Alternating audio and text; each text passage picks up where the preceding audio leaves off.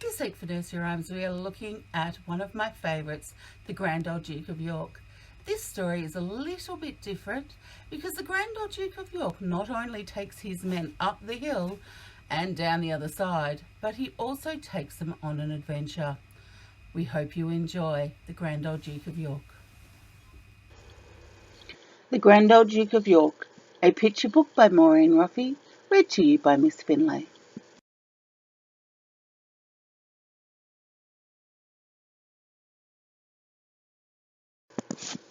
The Grand Old Duke of York, he had 10,000 men. He marched them up to the top of the hill, and he marched them down again.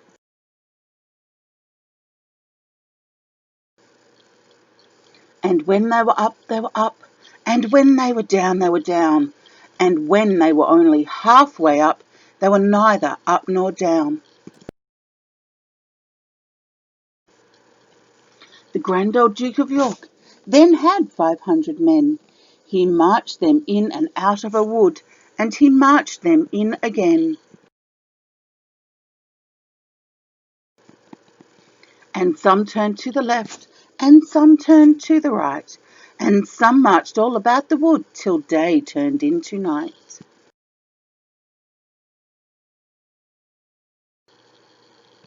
The Grand Old Duke of York, his men were half asleep. He marched them through a river, but the river was too deep.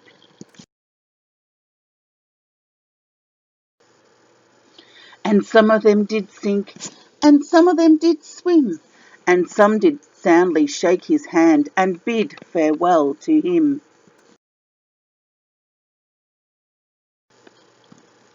The Grand Old Duke of York had only 20 men. 15 marching through a farm were chased off by a hen.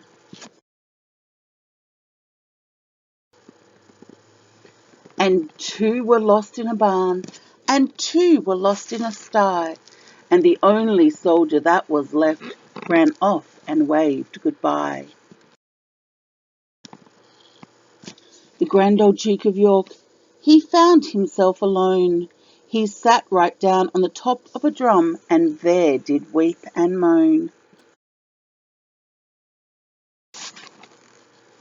And first he shed his sword, and then he shed his gun, and then he wished that all his travels never had begun. The Grand Old Duke of York, he heard a bugle sound. As he buckled on his sword and gun, his heart began to pound.